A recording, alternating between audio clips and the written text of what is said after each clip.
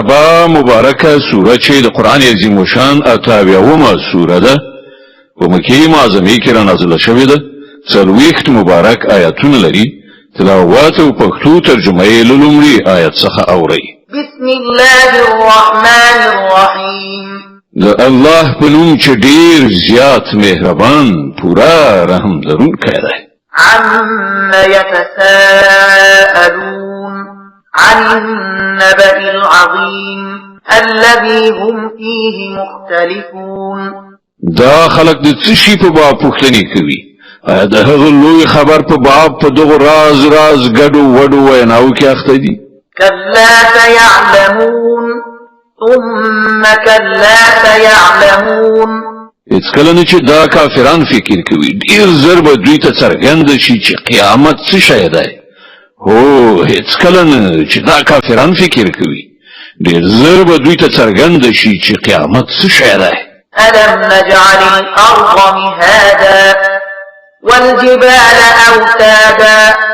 وخلقناكم أزواجا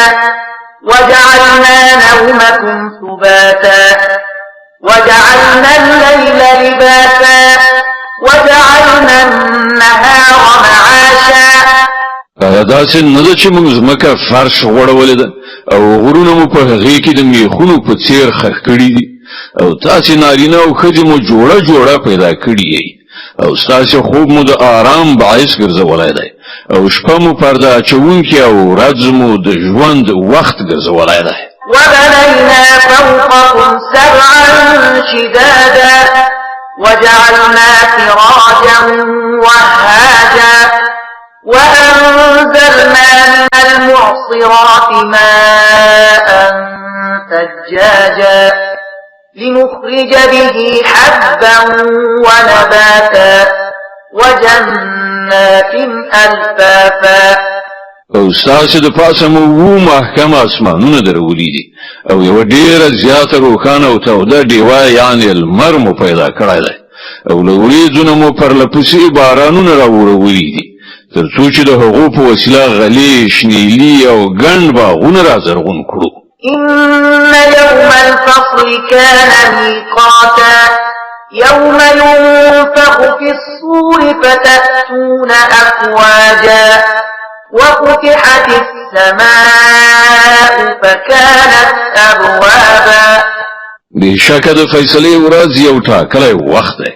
په هغه ورځ کې به په شپېلۍ کې پوکۍ ووهل شي تاسو به ډلې راویستل شي او اسمان به پرانستل شي ان تر دې چې هغه به دروازې جوړ شي وسيرت الجبال فكانت سرابا او غرونه به وخوځول شي تر دې پورې چې سراب یعنی د ځمکې د مخ سپین ځګ وګرځي إن جهنم كانت مرصادا للطاغين مآبا لابثين فيها أحقابا په حقیقت کې جهنم یو څارن ځای دی د سرکشان او هستوګن ځای دی چې په هغه کې به دوی په مودو پراته وي لا يذوقون فيها بردا ولا شرابا إلا حميما وغساقا جزاء وفاقا په هغه کې به هیڅ د کوم یخ او څښلو وړ شي خوند هغوی ونه څکي څه چې مومي هغه به یوازې شیدلې اوبه د زخمونو وینې زوی وي د هغو د تیرو کړو عملونو پورا او بشپړه بدله إنهم كانوا لا يرجون حسابا وكذبوا بآياتنا كذابا هغو هیڅ د قیامت ورځې د حساب هیله نه لرله او زمونږ آیاتونه هغوی بیخي دروغ ګڼلي وو وكل شيء أحصيناه كتابا فذوقوا فلن نزيدكم إلا عذابا داسې حال کې چې موږ هر شی په شمار لیکل اوس خوند وڅکئ موږ به تاسې ته له عذابه پرته هیڅ بل شی در زیات نه کړو إن للمتقين مفازا حدائق وأعنابا وكواعب أترابا وكأسا دهاقا